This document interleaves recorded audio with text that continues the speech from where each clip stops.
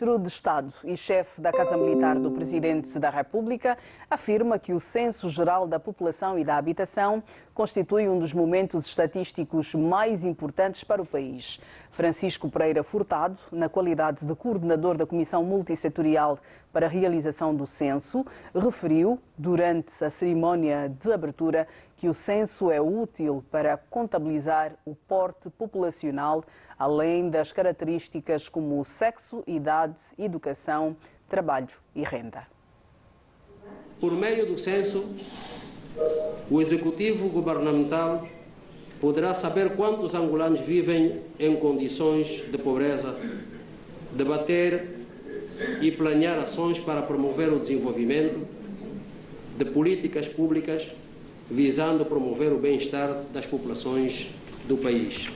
Para cumprir a primeira grande etapa do Censo 2024, a Comissão Multissetorial apoiou o Instituto Nacional de Estatística para o recrutamento e capacitação de cartógrafos, com o fito de atualizar a malha cartográfica censitária do país. Esta tarefa, mormente decisiva, consistiu em estimular e estimar o número de habitações familiares e coletivas, bairros e aldeias existentes em toda a extensão do território nacional. Assim, foi possível assegurar a missão com sucesso, tendo envolvido cerca de 1000 técnicos nas diferentes províncias do país, que executaram dedicadamente esta árdua tarefa com o imprescindível apoio dos efetivos das Forças Armadas angolanas e dos órgãos de segurança nacional. O processo de recenseamento da população e habitação arrancou com o levantamento de dados dos sem-abrigos. Em muitos pontos de Luanda, os meninos de rua colaboraram com os recenseadores no processo de recolha de informações. Na madrugada desta quinta-feira, 19 de setembro, na província de Luanda, o processo de recolha de dados para o censo 2024 teve como principal foco os meninos de rua. Os sem-tetos, espalhados um pouco por várias zonas da capital. No Maculuço, crianças e adolescentes. Muitos estavam ansiosos para participarem do processo. Os agentes não precisavam esclarecer muito porque aqui os miúdos estavam informados e mostravam que sabiam da importância do processo censitário e respondiam às questões sem dificuldades. Que serve para a contagem familiar ou, no geral, a depois ser contado o quanto nós somos aqui no país. Recebeste, ou seja, passaste todas as informações que os agentes perguntaram com clareza? Sim, já respondi. Um pouco longe daqui, junto ao Cine Atlântico, uma outra equipa de recenseadores efetuava o levantamento de dados dos que aqui estavam. Neste ponto, houve quem tivesse alguma dúvida sobre o processo e, por isso mesmo, os agentes precisavam de fazer algum esclarecimento preliminar para que facilitasse o levantamento dos dados. Bem, vamos olhar para o recenseamento da população e habitação. Todos contamos por Angola é o lema deste processo censitário que arrancou no dia 19, a partir da meia-noite. Portanto, à meia-noite, 19 de setembro, à meia-noite do dia 19, arrancou este processo, começando por acompanhar os sem-teto. Dr. Balixionga, boa noite, seja bem-vindo. Já foi recenseado? Boa noite, Leda. Boa noite, Paquice. Boa noite, os telespectadores e os internautas. Ainda não. Os recenseadores, por acaso, ainda não passaram pela nossa residência. Mas eu estou em crer que... Vão fazer, estamos a falar, sim, dias, estamos a falar começa o dia 19 e vai até 19 de outubro, então acredito que seremos todos contados. Vamos olhar para este arranque que começou à meia-noite do dia 19, olhando para os sem-teto, os sem-abrigo, os desabrigados, portanto a expressão que lhe parecer mais correta. Vamos olhar para o arranque deste processo censitário no país. Leda, eu participei de algumas sessões de esclarecimento e apresentação do próprio programa e fiquei com a percepção, também havia jornalistas, e fiquei com a percepção do ponto de vista do entendimento, as coisas terão andado muito bem. Penso que a informação, a comunicação terá passado muito bem, tal ponto que os jornalistas compreendem, aqueles que fazem opinião também compreendem, os comunicadores, e a própria população compreende a relevância. Ainda assim, nós teremos algumas resistências, aliás, são questões que foram colocadas, teremos resistências, mas por conta de determinados princípios de vida, quer sejam eles religiosos ou culturais. Leda, começa pelos sem-abrigo. Por quê? Porque é uma atividade de facto complexa. Não são sem-abrigo, aliás, é uma realidade mundial triste, Leda, é preciso dizer.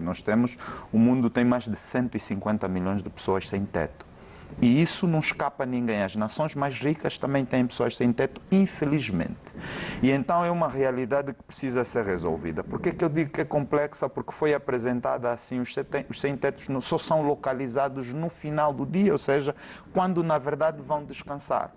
Mas, Leda, para além dos sem-abrigos, depois há também, antes de se chegar para as residências individuais e coletivas, né? As residências familiares, queria dizer, peço desculpas, há também o recenseamento nas unidades coletivas, por exemplo, nos hospitais, nos quartéis, ali onde há concentração de pessoas por várias razões, que sejam profissionais ou de saúde ou económica. Então, estou em crer que o processo vai levar 30 dias e penso que vai tudo correr bem. Doutor Albino Paquice, já foi recenseado? Começo pela mesma questão. Boa noite. Não. Tem visto os recenseadores na rua desde quarta-feira? Quarta-feira à madrugada eles estiveram Boa noite, Leda. sem teto. Mas depois disso, já viu os recenseadores na rua? Boa noite, Leda. Boa noite, Tobali. Boa noite, telespectadores.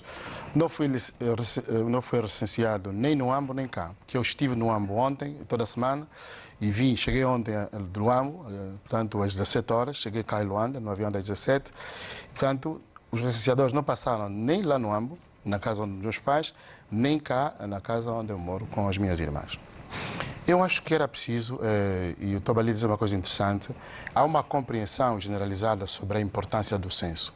Nós tivemos o censo em 2014 e foi extremamente bem organizado. Extremamente bem organizado. Primeiro ponto. O segundo ponto, nós sabemos que o censo é para a contagem da população que se faz de 10 em 10 anos. Mas eu aqui entendo que era preciso haver um respeito sobre a nossa inteligência. Primeiro, a inteligência coletiva, e depois respeitar o chefe de Estado. Porque eu acho que os organizadores do censo, começando mesmo pelo general Furtado e o diretor do INE, e aqueles que estão no núcleo duro do censo, estão a afastar respeito à nossa inteligência coletiva e ao Presidente da República. Por que é que diz isso, doutor? Vou explicar. Por quê? Porque foram à casa do Presidente da República para lhe fazer o registro, mas a grande verdade que se passa no BEC é que muitos tablets que surgiram para o censo não estão atualizados, porque é preciso inserir um programa nos tablets que não estão atualizados. Isto leva muito tempo, porque os informáticos que deviam fazer, portanto, a atualização dos tablets não assinaram o contrato e não receberam o valor que devia para eles fazerem, portanto, a atualização dos tablets e fazerem a formação. Neste momento nós temos recenseadores que não sabem ler os tablets, por isso é que o processo está atrasado. Neste sentido, não há receio nenhum em que se diga estamos atrasados com o processo, vamos dar mais algum tempo para que, efetivamente, estando tudo como deve ser, toda a logística como deve ser, efetivamente nós arranquemos com o censo populacional. Para além de quê? Sim. Uma nota também muito importante. Muitos dos rapazes que receberam a formação prévia sobre o censo foram descartados e apareceram outros que ninguém sabe de onde é que vieram. Ou seja, o processo do censo neste momento está completamente atabalhoado. E aqui podíamos usar uma expressão, penso que não há mal nenhum em usar essa expressão. Há muita incompetência na realização deste censo 2024, que é muito importante, porque estamos numa fase em que a população está nós estamos com 80% de pobres na população. Portanto, era importante que nós tivéssemos um processo bem feito para que o governo efetivamente possa resolver aquilo que são os problemas do povo. Doutor Este é o Bali, meu entendimento primeiro. Obrigada, doutora Paquice. Doutor Bali, sente esta desorganização a nível deste processo censitário que o país está a viver, de acordo com aquilo que foi dito pelo doutor Albino Paquice, e também de acordo, porque eu sei que participou, salvo erro, se for a última conferência de imprensa no CIPRA, onde estiveram membros da comissão, o núcleo forte da comissão multissetorial criada para este processo censitário, onde deram conta, e foi dito e tem sido reiterado à imprensa, de que estão efetivamente criadas as condições. O que é que se passa, de facto? Leda, é assim. Primeiro, eu penso que toda a atividade humana carrega sempre a nossa imperfeição. A imperfeição é a impressão digital da nossa humanidade. E, portanto, tudo que nós vamos fazer carrega alguma imperfeição. Mas esta imperfeição aplica-se a esta realidade? Deixa-me chegar porque lá. Eu pergunto isso porque nós tínhamos uma primeira data marcada para a entrada em vigor, em funcionamento do processo censitário. Foi adiada a data, passou a posterior para 19 de setembro, exatamente porque haviam questões que precisavam ser organizadas. A ser verdade, o que foi dito, e nós não temos ainda a informação oficial sobre o que se estará de facto a passar, a ser verdade, e eu não tenho dúvidas daquilo que foi dito pelo Dr. Paquice, respeito efetivamente as opiniões trazidas à mesa pelos senhores, de que os recenseadores não têm domínio dos tablets, os tablets chegaram tarde, quem deveria programar os tablets não programou, e uma série de outras questões, porque vamos vendo vídeos de pessoas a reclamarem a questão da alimentação e que sem comida não trabalhamos, portanto as coisas estão a circular. Acha que por esta altura já faria sentido vir uma voz oficial da Comissão Multissetorial explicar efetivamente o que estará a passar?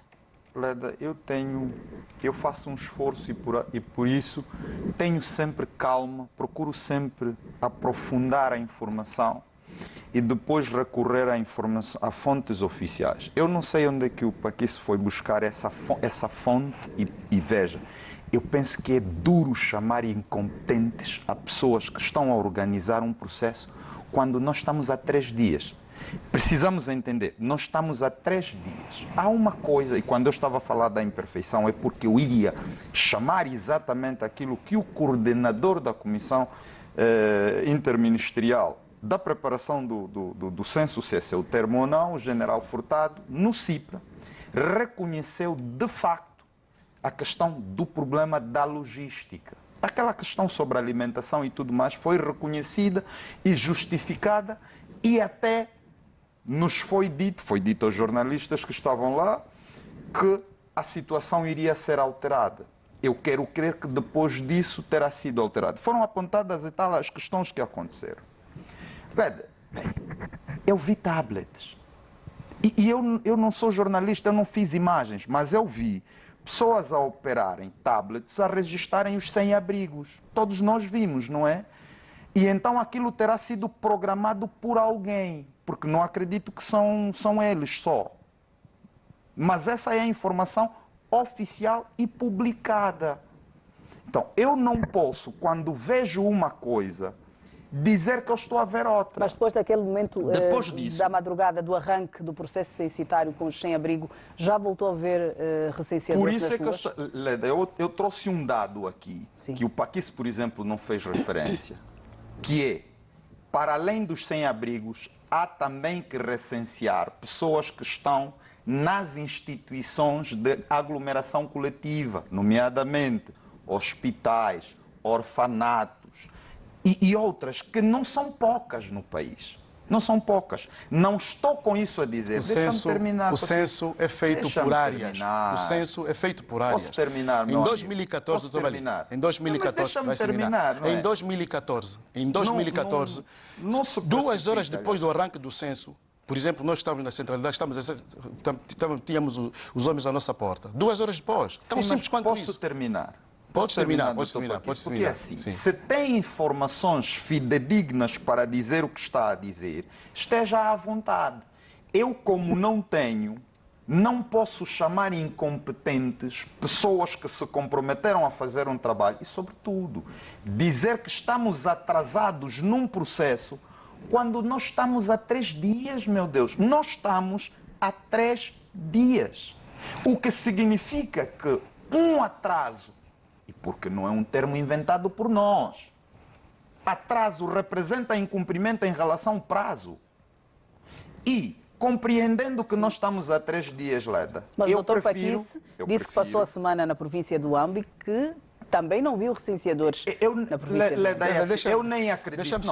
Deixa-me terminar. Deixa-me terminar. Mas a questão... Sim, calma. Por favor, Dr. Bali, pode concluir. Sim. Paquice foi o Ambo para supervisionar o censo? Eu foi fazer as suas atividades. Quando viajo estou a trabalhar. Sim, mas está a fiscalizar a atividade? Porque assim, Leda... Não, mas é cidadão, ninguém me tira esse direito, doutor Bali. Eu também sou, assim como ele... Eu tenho direito cidadão... Leda, vamos fazer o seguinte. Eu tenho direito de fiscalizar. Podemos nos organizar um pouco. Assim como ele é cidadão, eu também sou. Agora... Mas nem todos temos a mesma sensibilidade. Não é uma questão de sensibilidade. É uma questão de quê, nós viajamos e quando eu viajo, tenho minhas responsabilidades. Então há coisas que me podem escapar. Não sei se o Paquice faz o mesmo, mas penso que ele também tem a sua atividade. Por isso é que eu perguntei se faz essa inspeção. Mas eu continuo a dizer, sem defender, aliás, comecei por dizer que pode haver alguma desorganização agora. Assumir que já haja incompetentes, que já haja atraso, que o processo esteja atabalhoado em um excesso de todo o tamanho. Por quê? Porque nós estamos há 3 dias. É só por causa disso. Obrigada, doutor Bali.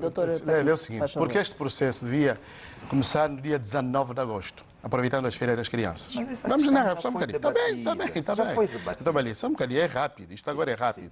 Ou seja, por conta do atraso do material e da organização, o processo devia ter começado no dia 19 e por isso estendemos mais um mês. Um mês não é um dia, para que começássemos no dia 19. Sim. Por isso é que eu digo, há incompetência. Mas a incompetência é diferente de imperfeição. Todo ser humano é imperfeito. Por isso é que eu não chamei incompetente, porque acho que imperfeição é outra coisa. Pois, exatamente. Mas quando diz incompetente, já é muito... Sim, o doutor Bali diz assim, toda atividade humana tem imperfeição. Não é bem assim. Tem. Não é bem assim, só um bocadinho. O ser humano é um ser imperfeito. Entretanto, por isso é que o ser humano trabalha no tempo para que a sua imperfeição se torne competente. Daí que, quando uma comissão que sabe o que faz, é diferente. Porque existem comissões que não sabem o que fazem. É o caso desta. Nós tivemos o general Cupelipa, em 2013, quando organizou o censo, no dia seguinte estava tudo feito. Mas são realidades diferentes. Mas por exemplo, não estava envolvida a tecnologia. Não estava. Não estava. Não estava. Sim, não estava, mas sim, não, doutor Bali, só um bocadinho. Está a perceber, mas é muito melhor hoje. É muito melhor. Sim, mas às vezes, sim, Paquice, mas quando hoje seria muito melhor. Quando nós... É muito melhor. Mas quando nós dissemos que é muito melhor... Porque se nós estivéssemos a meio do prazo, Leda, eu aceitaria que embarcássemos aqui uma coisa com um discurso desse. Deixa-me só terminar. Os erros só podem ser vistos e reconhecidos a meio do prazo. Não é isso que eu estou a dizer, que é complexo do ponto até a utilização da própria tecnologia. Deixa-me só terminar. O que é que nós não temos? Doutor Bali, por favor, deixa-me só terminar. Eu tenho tido a sensação de que nós em Angola temos um problema com a verdade. Isto não é bom. Não faz mal nós assumirmos que não há condições e vamos dar mais algum tempo. Mas, doutor, porque o que nós estamos a ver... Isso foi assumido no CIPRAS. O que nós estamos a ver... O general assumiu determinadas deficiências no processo. Perceba isso. Não tiveram dificuldade de fazer. O que nós estamos a ver nas redes sociais é vergonhoso. Sim, mas... Para uma comissão que tem verba cabimentada para o efeito. Agora, é o seguinte, eu tenho entendido, e eu não retiro esta palavra incompetência por uma razão muito simples. Porque a incompetência realmente é a pessoa lhe ter sido dado uma responsabilidade e não buscar alguém, quando ele não compreende, não buscar alguém que compreenda aquilo. Se eu não entendo, então vou chamar quem entende. Custaria alguma coisa nós irmos buscar pessoas trabalhando no censo 2014. Mas não usando a tecnologia, doutor, não faça isso. A experiência dos recenseadores...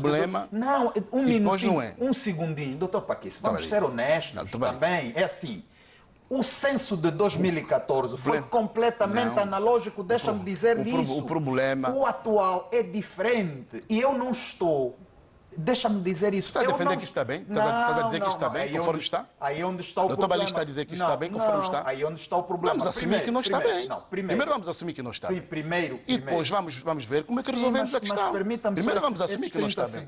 E há pessoas que estão nisto que não compreendem o processo. Não, eu disse aqui que há deficiências que foram reconhecidas pelas pessoas. Quando eu tenho uma opinião contrária à sua, até porque o senhor não é a maternidade da verdade, não pode assegurar, não pode assegurar que por ter uma opinião e uma visão diferente da sua, eu estou a mentir e o senhor está a falar a verdade. Nós temos opiniões diferentes, fundamentadas. O meu fundamento é muito simples. Estive e as pessoas assumiram que há deficiências, queriam melhorar. E depois, em termos de prazo, no meu entendimento, aquilo que eu acho razoável é que há 3 dias do começo não estamos em condições de fazer uma avaliação para já sacarmos incompetências quando até vimos o trabalho a começar. Porque se não víssemos a começar, estamos, Dr. Bali. Talvez fosse Estamos, porque se nós tivéssemos cumprido o prazo com os informáticos, tivéssemos... Mas eu não tenho essa informação. Mas eu tenho essa informação. Se os prazos com os informáticos tivessem sido cumpridos e os informáticos tivessem trabalhado antes, efetivamente este trabalho teria sido feito há muito tempo. Agora, o nível de arrogância que existe em alguns membros da comissão e o nível de desconhecimento daquilo que é preciso ser feito é que faz com que este processo seja como está. E eu devo dizer o que disse no princípio. Nós temos que respeitar a inteligência coletiva e não faltar respeito ao Presidente da República. Vamos seguir e olhar para outra matéria. Um oficial da Polícia Nacional com a patente de subinspetor, colocado no comando da Polícia do Talatona, foi agredido esta semana por colegas com patentes inferiores em plena via pública, a mando do comandante da esquadra do Benfica. O momento foi registado em vídeo, muito partilhado depois nas redes sociais, gerando críticas dos internautas à atitude dos agentes e do seu superior hierárquico. O Comando Provincial de Luanda da Polícia Nacional, através do seu comandante Francisco Ribas, suspendeu o comandante da esquadra do Benfica e todos os efetivos envolvidos, incluindo o próprio oficial agredido, para a averiguação do caso. O vídeo mostra o oficial a ser agredido e arrastado por 4 efetivos da Polícia Nacional em plena via pública, próximo a uma bomba de combustível, onde supostamente esteve antes da agressão.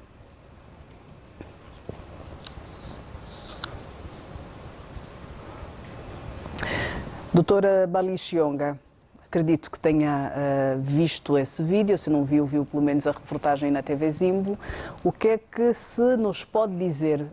Que, numa primeira questão que eu posso colocar, tem a ver com a conduta dos efetivos da Polícia Nacional e não só, mas neste caso em particular da Polícia Nacional nos últimos dias. E neste caso em particular com um colega.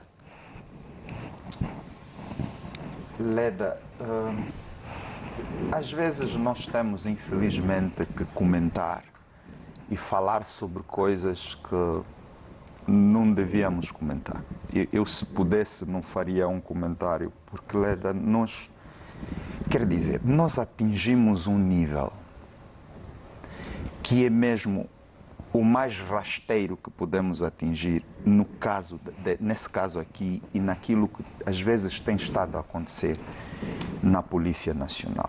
Uma primeira nota que temos de dar, até porque eu não quero me dar o trabalho, minha moral não permite fazer o comentário disso, não posso, não consigo. Mas 2 notas. A primeira, é urgente que o Ministro do Interior remodele a forma de recrutamento e enquadramento dos policiais. Depois, Leda, os policiais têm de fazer treinamento militar e têm de passar por uma formação.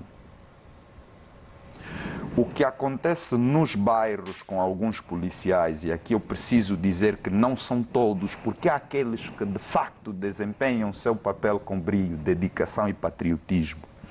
Mas infelizmente as ações destes são enubladas apurações desses indivíduos, Leda. Isso não faz... Aliás, trata-se de um colega, mas podia se tratar de um cidadão. Polícia não pode ter esse comportamento. As pessoas mas, precisam ser tratadas sempre com dignidade. Com dignidade. Aliás, ouvia-se dizer que esparatou a mãe. Mas o policial não é um agente qualquer, Leda. Não é. Pode abordar pessoas drogadas, pode abordar pessoas revoltadas, frustradas. É ele, aliás... Tem que ter um equilíbrio emocional maior do que todos nós gostaríamos, quando víssemos um policial, sentir paz. E às vezes nós não sentimos isso, nós ficamos muito mais perturbados quando vemos um policial e principalmente quando está armado e quando é à noite. Por quê?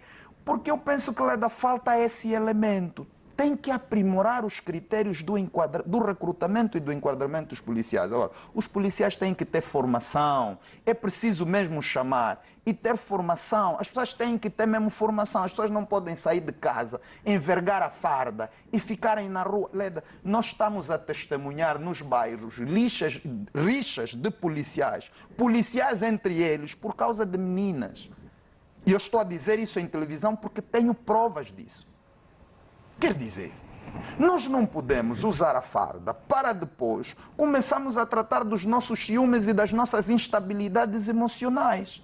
Não podemos fazer isso. Eu penso, Leda, que é melhor ter um número reduzido de policiais mais sérios, bem treinados e bem enquadrados, a menos que o Paquis depois venha a dizer que isso também é problema do salário que eles recebem. Porque agredir colegas, agredir cidadãos, depois lutar por causa de namoriscos, não tem nada a ver com dinheiro. Mas isso acontece, Leda, eu estou muito sério a dizer isso, porque acontece. E o meu apelo, a minha primeira nota, vai de facto ao ministro. Depois, um apelo aos cidadãos. Nós temos... Porque, Leda, a situação é complicada. Nós estamos a ver policiais a matarem cidadãos nessas situações. Temos que procurar nos precaver. Temos que procurar... Agora, se me permite mesmo só para depois passar a palavra. Leda, isso não pode terminar só por suspensões. Não. E as cabeças que rolam também não podem só destes aqui. Tem que ser outras também. Ou tem que ter outras também. Infelizmente já fiz um comentário adiantado e muito alongado disso, mas não queria mesmo comentar porque isso é muito, muito triste. Dr. Albino Paquis, imagens, situações que mancham mais uma vez a imagem da corporação. Pois, eu aqui tenho uma dificuldade e não vou ainda responder todo ali, mas os nossos polícias têm um problema muito grave, que é eles envergam a farda e sempre que abordam um cidadão, não todos, mas a maior parte deles, sempre que abordam um cidadão, eles encarnam a autoridade do Estado. E depois muitas vezes dizem, mas tu estás a gozar comigo, tu não cumpres a minha ordem, como se o polícia, ao invés de estar a representar o Estado, ele próprio é o Estado. Este é o grande problema. De modo que o polícia em nenhum momento aceita um desacato. O nosso polícia, tanto com os cidadãos, porque nós vimos como maltrataram o polícia igual, oficial, superior, oficial, fardado, ali tirar os galões. E depois também vimos, havia um outro polícia, num outro vídeo, que estava armado, e os outros queriam também batê-lo e disseram, nós vamos te amarrar e vamos te pôr debaixo do banco. A gente sente o polícia a falar, e aqui eu estou de acordo com aquilo que diz o Dr. Bali, não são todos, mas não há nível. Não há nível. A expressão é, não há nível. A gente ouve alguns polícias e não há nível. O indivíduo diz, este é polícia ou é um marginal? E ele diz, você está a gozar comigo, vamos te maniatar e vamos te amarrar. Pois o problema aqui é que eles geralmente estão 3 ou 4. Não há nenhum no meio deles que diz, meus senhores, nós somos polícias. É que ficam todos de acordo. Então aqui há uma solidariedade no mal. Os 3. E aquilo que aconteceu, a mim chocou-me por uma razão simples. Tratava-se de um colega que era oficial. Mesmo que ele estivesse embriagado e o comandante do Benfica lhe tivesse mandado vir para a esquadra, eles teriam feito a gravação para servir de prova, mas em nenhum momento teriam vazado o vídeo. Em nenhum momento. Isto foi a pior coisa que eles fizeram. De modo que eles não só desrespeitam a própria corporação, como desrespeitam-se a si, enquanto polícias. Portanto, aqui entendo que foi boa atitude do comandante Francisco Ribas, mas há uma coisa que tem faltado na nossa polícia. A nossa polícia também está desamparada. Este é o entendimento que eu tenho. E não é o salário, doutor Bali. Eu penso que há uma elite na nossa polícia, já falei uma vez sobre isso, há uma elite na nossa polícia e que não vai às esquadras, nem aos municípios visitar os municípios. Quando se sabe, por exemplo, que um comandante montou, portanto, um corpo operativo, um centro operativo em Viana, os polícias de Viana sabem que nós estamos diante do comandante, a prontidão operativa é maior e o comportamento dos polícias também é maior. Eu tenho entendido dessa maneira. De resto, estou de acordo com o Dr. Bali diz, é preciso mudar os critérios para se entrar na polícia. Mas nós já perguntamos há 2 semanas, quem é que sabe os critérios para se entrar na polícia? Primeiro, as pessoas, para se entrar na polícia, era preciso ter uma determinada altura. Pessoas muito baixinhas não entram na polícia. Depois era preciso ver a corpulência. Depois era preciso ver o nível de inteligência. Depois, há uma série de fatores e elementos que cooperam para que nós tenhamos bons polícias. Mas eu volto a receber formação ou não? E há uma inspeção a nível da Polícia Nacional? Eu volto à ribalta, Leda, eu volto à ribalta. E aqui podemos apelar ao Sr. Ministro. Convidem pessoas para formar os polícias. Convidem pessoas. Convidem. Mesmo que seja a custo zero, convidem as pessoas, porque os nossos polícias não têm nível. Alguns não têm nível. E porque, Leda, deixa-me só dizer, é possível avaliar o perfil. E quando se fala em nível, não se fala apenas no nível académico, mas também de instrução, valores, princípios. Há pessoas iletradas e educadas. Sim, é nível. A ver, porque é possível avaliar o perfil. Alguns dos agentes. Leda, há casos, e eu continuo a dizer, há muito bons policiais, mas há casos em que você é abordado e você, no caso de que já começam a rezar por dentro. Por quê? Porque tu olhas para quem te aborda e tu já fazes as contas. Alguma coisa errada vai acontecer. Há policiais que trabalham sob estado de embriaguez, e empunham uma arma. E como disse o Paquice, às vezes eles andam os 3. Tem de haver alguém que possa controlá-los, que diga assim, não façam isso, esse não é o caminho. Parece que há um pacto. O doutor Bali já viu. E vão em frente. Exemplo, isso não pode ser. Há um perfil que começa a entrar para a Polícia Nacional que nós precisamos cuidar. E aqui convidem mesmo pessoas e digam assim, não, mas convidamos as pessoas e pediram-nos dinheiro, aí é diferente. Porque existem angolanos com conhecimento, aliás, há policiais que foram para a reforma que são muito bons. Convidem-nos para fazer esse treinamento, para fazer experiência. E depois, Leda, para terminar, há policiais que eu estou mais em forma do que um policial. Permita-me dizer isso em televisão. Não se pode. O policial tem que estar em forma. Porque é a autoridade e a força. Que eu queria complementar. O doutor Bali já percebeu, por exemplo, que quando nós somos abordados, muitas vezes, por um polícia de trânsito, ele só pergunta carta de condução, documentação, nunca vê se o carro pisca, se o carro trava. Isso não lhe interessa. Quer dizer, a gente quando é abordada no estrangeiro, está conduzindo no estrangeiro, mas a carta de condução se faz favor. Pois o que o senhor, qual é a infração que eu cometi? Se o carro pisca, se o carro trava, o polícia não quer saber da avaria do veículo. Isso não pode ser. Eu acho que nós temos que mudar isto. Temos que mudar isso. É verdade. Bem, nós vamos mudar também de assunto e dizer que a moeda nacional, o Kwanza, registrou uma depreciação na ordem dos 2,9% no segundo trimestre deste ano, face ao dólar, e tem estado a desvalorizar-se acentuadamente nos últimos 2 meses. Segundo o governador do BMA, a falta de divisas verificada nos meses de julho e agosto deste ano deve-se a um aumento da procura por moeda estrangeira, o que terá influenciado no comportamento da taxa de câmbio. No segundo trimestre deste ano, o Kwanza chegou a afundar-se cerca de 2,9% face ao dólar norte-americano.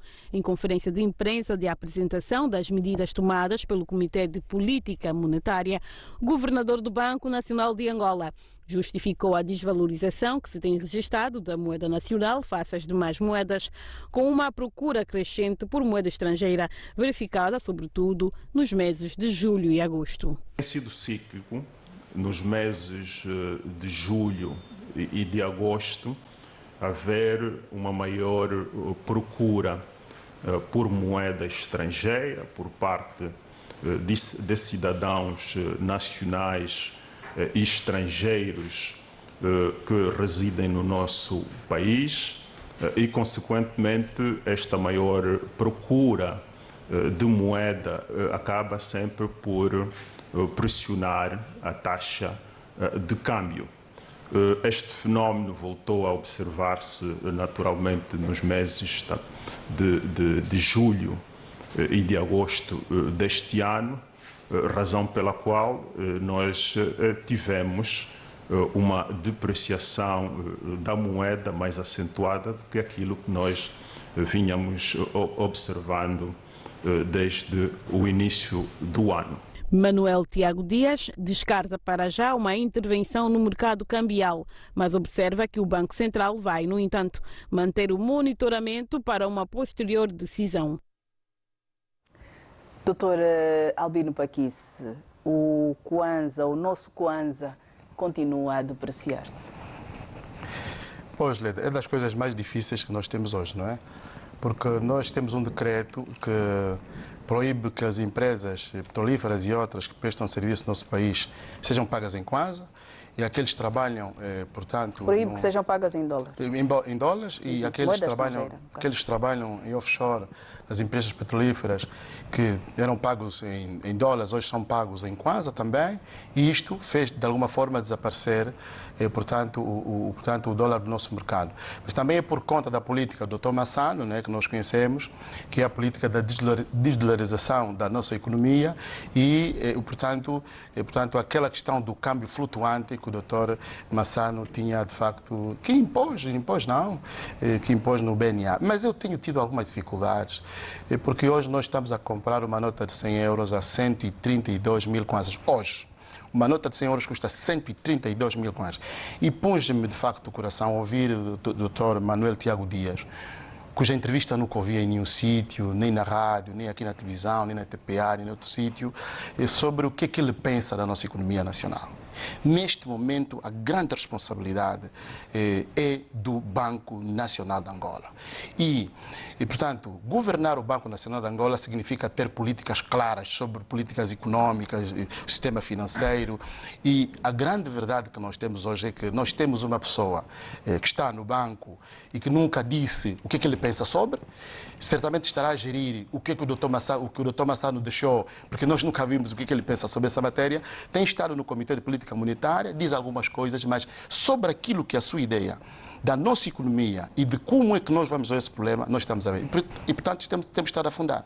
Há aqui uma nota muito interessante que é preciso dizer, Leda. Os bancos comerciais não estão a vender divisas para além dos 400 dólares ou 300 euros. Não estão a vender. Mas o país... alguém vende dólares. E não é apenas por causa do vídeo que circulou, porque nós também conhecemos esses canais. Como é que nós podemos permitir?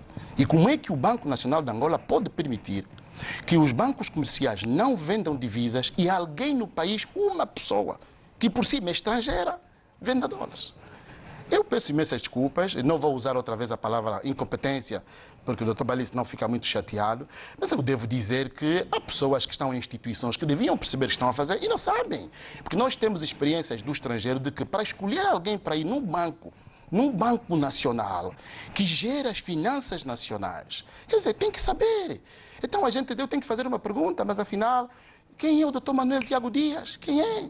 Quer dizer, quem é? O que é que ele escreveu? O que é que sabe sobre a matéria? Porque ele já está há algum tempo. Eu, pelo menos, nunca ouvi o senhor a dizer uma única palavra sobre o que ele pensa. Diz algumas coisas, como se fosse um porta-voz do BNA, e depois não sabemos qual é a política dele.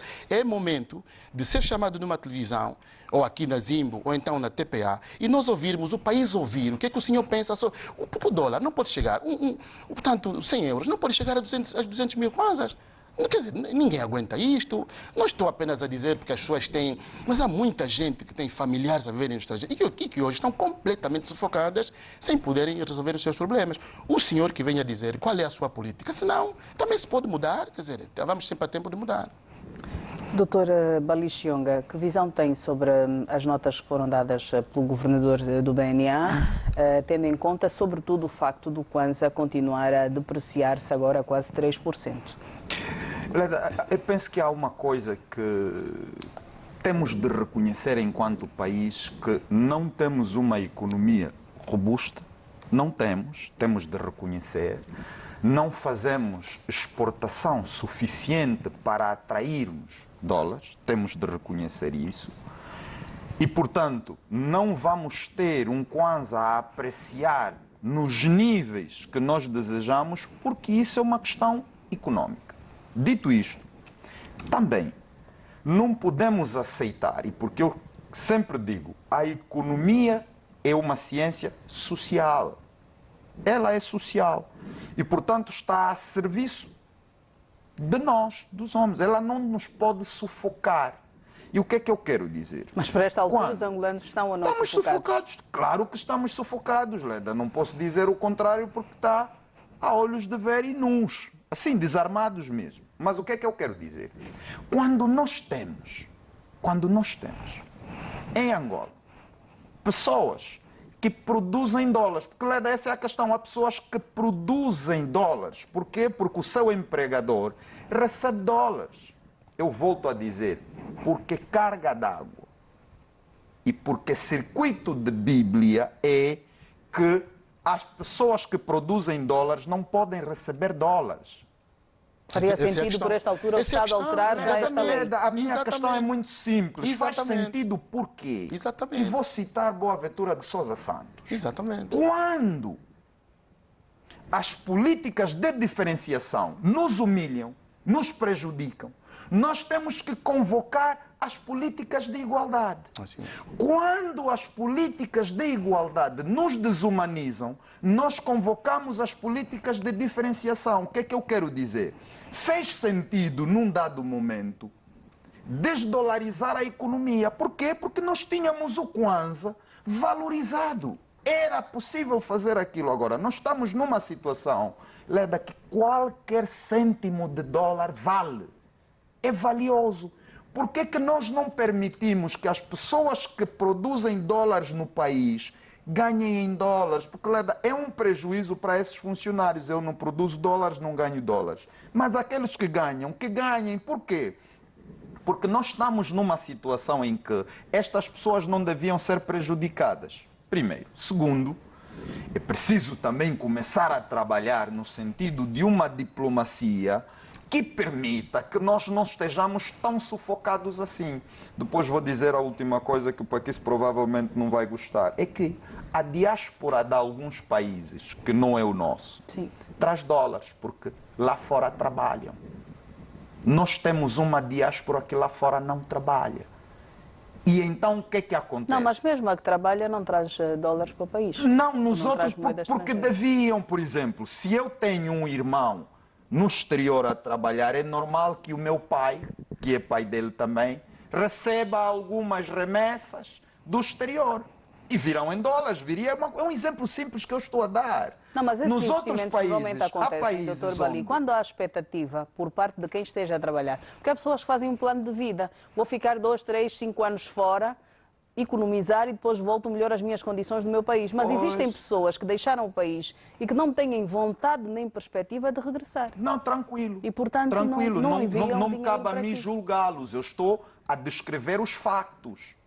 Porquê? Porque nós sustentamos muitas pessoas que estão lá fora. Deixa-me só terminar. Quando nós sustentamos muitas pessoas que estão lá fora, fazemos recurso ao dólar porque eles lá não compram em kwanzas. Eu estou só a fazer uma comparação, dizendo que há diásporas de uma diáspora africana que faz remessa de divisas para os seus países.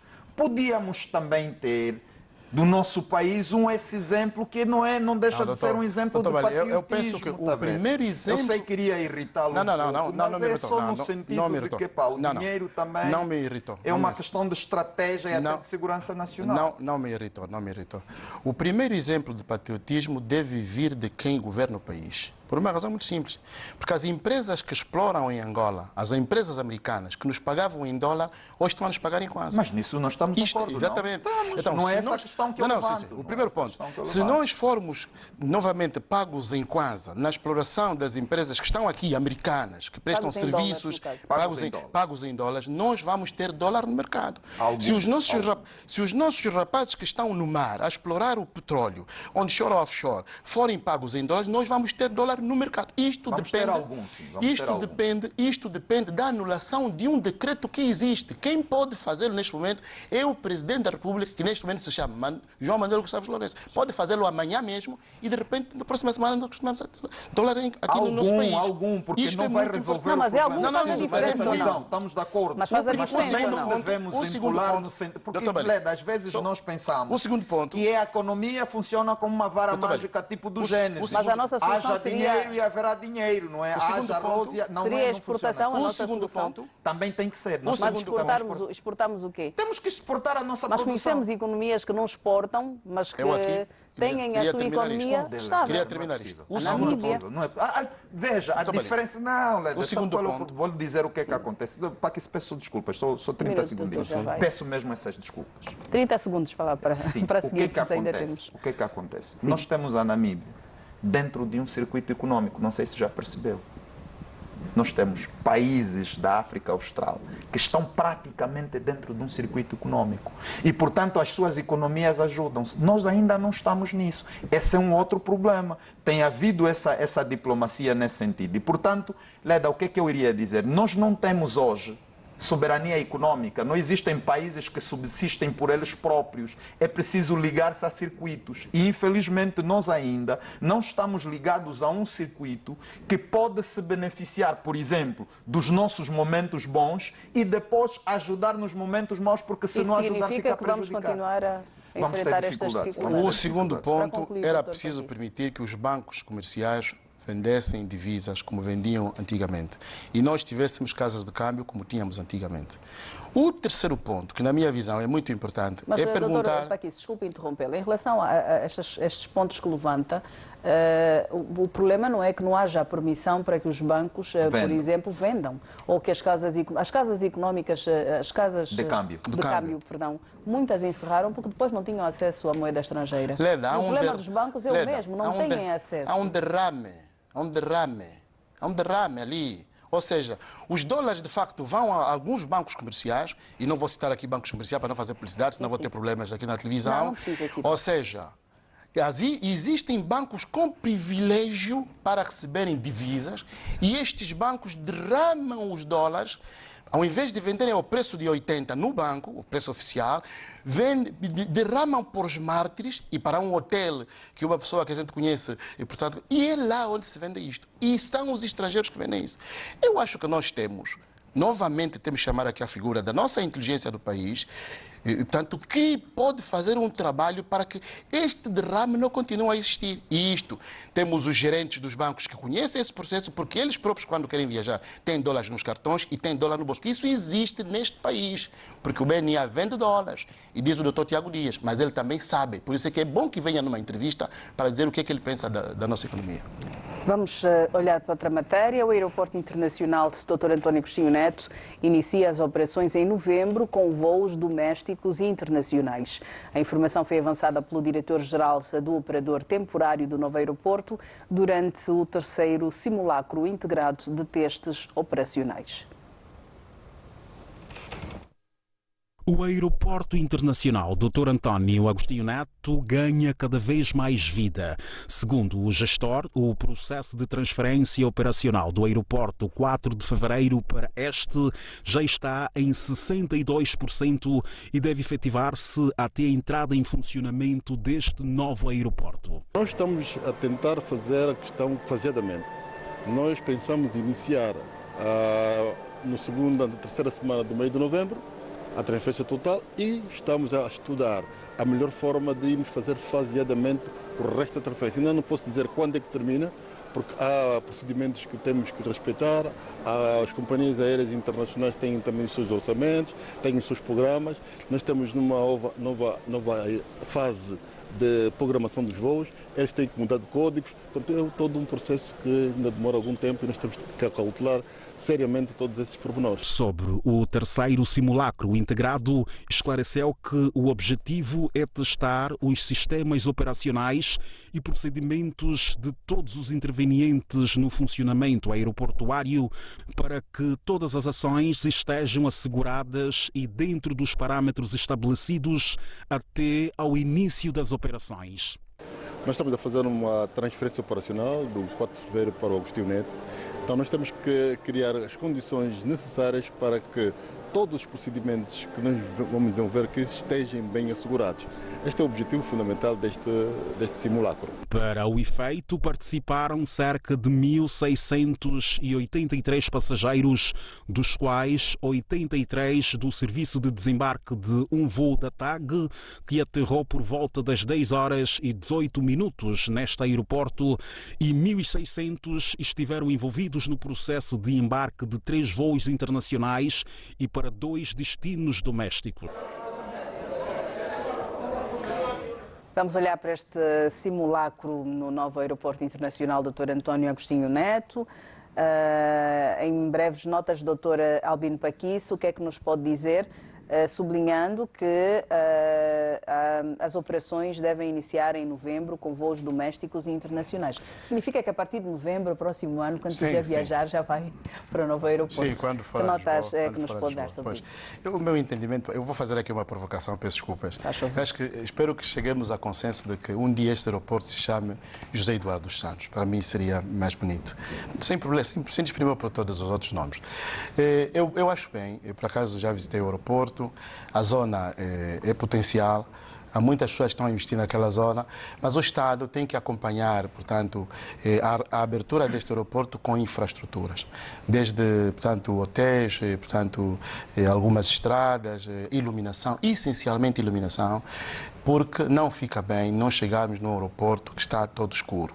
Há aí zonas muito bonitas, há casas muito bonitas, temos lá muitos amigos, eu inclusive faço propostas aqui na televisão, porque há muitos amigos que têm lá investimentos, já estão tanto operacionais, inclusive, casas onde se pode fazer turismo e ficar. É uma zona muito tranquila.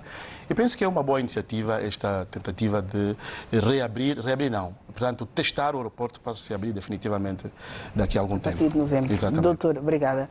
Doutora Balixionga, que notas breves nos pode dar também? Não, Leda, as notícias deste aeroporto quase todas são boas. Desde que começou-se a fazer um trabalho sério de retomar a construção e tal, e finalizar, as notícias são boas. Desde a questão, por exemplo, da normalização do trânsito ferroviário, o trabalho que está a ser feito, o simulacro que foi feito com 500 passageiros. Eu penso, Leda, que nós estamos, em relação a esse aeroporto, tomar as precauções necessárias para, no momento em que começa a operar, tenhamos poucas dificuldades. Isso é que me alegra enquanto cidadão. Por quê? Porque esse é o terceiro teste. O primeiro teste foi feito em relação às infraestruturas, sua capacidade e tudo mais. E, portanto, Leda, em notas muito curtas, eu penso que é encorajar a equipa que está a fazer esse trabalho no sentido de continuar a aperfeiçoar. Esperamos que brevemente possamos voar a partir daquele lugar. Bem, falamos sobre o Aeroporto Internacional Dr. António Agostinho Neto, é o nome oficial, e esta semana vivemos também o dia dedicado ao herói nacional, do Dr. António Agostinho Neto, o 17 de setembro. Sim. Leda, é por via da voz do presidente Agostinho Neto que soaram os canhões para declarar que somos independentes. Só acontece uma vez na história, a independência. E, portanto, há muitos heróis, alguns deles anónimos, desconhecidos mesmo, mas é preciso honrar a memória daquele que os representa todos e esperar um dia, Leda, que os outros heróis anónimos possam ir sendo reconhecidos com monumentos e com outros elementos. Mas é preciso dizer que sempre em setembro, daqui a eternamente, nós vamos desaparecer, os nossos filhos vão continuar e a pátria continuará a honrar a memória do Dr. António Agostinho Neto. Uma última nota sobre o 17 de setembro. Eu acho que o Dr. António Agostinho Neto, neste momento, está triste. Porque não sei se é este país que ele sonhava de 49 anos. Deve estar muito triste. Se há tristeza lá onde está. Mas vamos sim honrar, portanto, o nosso primeiro presidente proclamou a nossa independência, mas aqui é preciso deixar uma nota de recomendação ao partido que governa o país há 49 anos. Interpretem Neto. Eu li tudo o que existe sobre ele praticamente, porque fui à Fundação e a Fundação deu muita coisa. Li tudo o que existe, inclusive a coisa que estou a escrever sobre o Dr. António Agostinho Neto. Tinha um pensamento muito profundo e diferente daquela Angola que nós temos hoje. Então, vamos lê-lo bem. Vou aproveitar para pedir o seu minuto. O meu minuto, Leda, portanto, dividido em dois, vai primeiro a um pedido muito grande, mas ao Estado angolano. Nós temos que não permitir que mais de 5 milhões de crianças neste ano letivo 2024-25 fiquem fora do sistema de ensino. Aqui faço um pedido direto mesmo ao Presidente da República, à Ministra da Educação. Vamos abrir as igrejas, os salões, as casas paroquiais, vamos pôr os professores, mesmo que não ganhem salário, também já houve muito tempo que os professores não ganhavam salário, vamos pôr as crianças a estudar. É um perigo muito grande nós termos crianças com 15 anos, 16, fora do sistema de ensino, porque o próximo ano vão ter 17 e 18, serão marginais. Vamos pôr as crianças a estudar. Camada Presidente, se é para se endividar, então vamos nos endividar na educação, porque há aí muitos jovens que querem dar aulas. O segundo ponto é o livro que eu apresento, de um autor que conheci, amigo. O título da obra é As Empresas Públicas no Ordenamento Jurídico Angolano e Possíveis Causas da Sua ineficiência. Fizemos um debate a semana passada e falamos das empresas públicas. O autor chama-se Manuel da Gama. É um livro bastante recomendável para se falar das empresas públicas. Muito obrigada, Dr. Paquis. Dr. Balixionga, o seu minuto. Leda, o meu minuto dividido em dois. O primeiro, secundar o Paquis, mas de uma forma diferente. Eu penso que nós temos que ser revolucionários em relação à educação. Temos que ser revolucionários e eu penso que é preciso continuar. Nós temos que olhar para o proveito que a tecnologia nos pode trazer. Nós temos, Leda, muitas escolas por serem construídas, o país não vai conseguir construir muitas escolas. Há soluções em relação ao ensino à distância e o ensino virtual. É preciso explorar. O outro, Leda, segurança nacional. O contrabando de combustível, aliás, o governador Adriano falou, os contrabandistas têm muita força e coitado do homem que fez a denúncia já começa a ser vítima. E penso que é necessário agora não só fazer o próprio trabalho com profundidade, mas apoiar. Apoiar, porque os que fazem, não vou dizer nomes hoje e talvez diga numa altura, mas o homem está agora a ser vítima, está a ser atacado por aqueles que se beneficiam. Sim, eu estou a dizer, o governador Adriano de Carvalho está a ser atacado por ter falado sobre essa questão do contrabando. Então, precisamos apoiá-lo nos circuitos e nos meios onde isso é possível fazer para que os outros denunciadores venham. Porque o que acontecer com ele, aqueles que têm alguma coisa para denunciar não o farão com o mesmo receio. Obrigado. Obrigada, Dr. Balixionga, Dr. Albino Paquis. Agradecemos os senhores pela vossa presença em mais uma edição da revista Zimbo. Senhor telespectador, concluímos a edição de hoje.